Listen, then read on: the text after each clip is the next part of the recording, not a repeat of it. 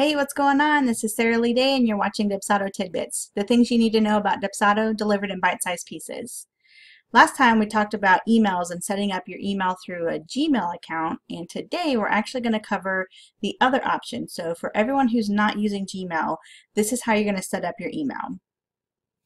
First, we're going to go up to the gear icon, and over on the left, go to Emails.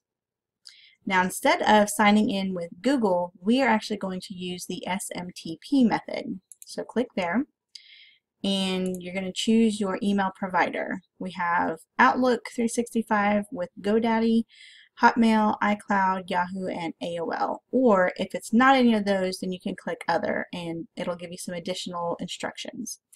The account that I have is an Outlook 365 through GoDaddy account, so that's the one I'm going to choose.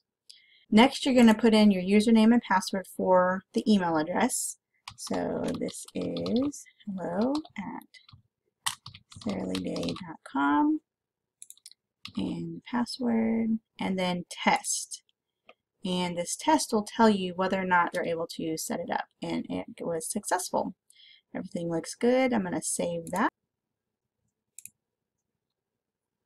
Alright, we've got the tracking pixel. That's the same as it was for the Gmail users. So this tracks whether or not your emails have actually been opened and read.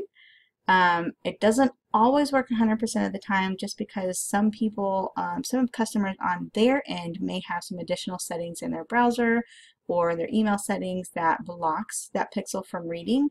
But for the most part, if you have this turned on, you can actually see if and when your clients have read your emails, which is a really nice feature. Now for SMTP accounts, there's actually one other step that we need to set up in order to receive all incoming emails into Dubsado, and that is to set up this forwarding address in our email settings.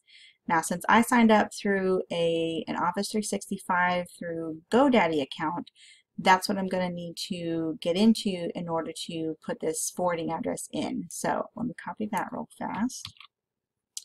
And I'm actually going to log into Outlook.com on the web versus my desktop version, because I am able to get into the forwarding settings from the web.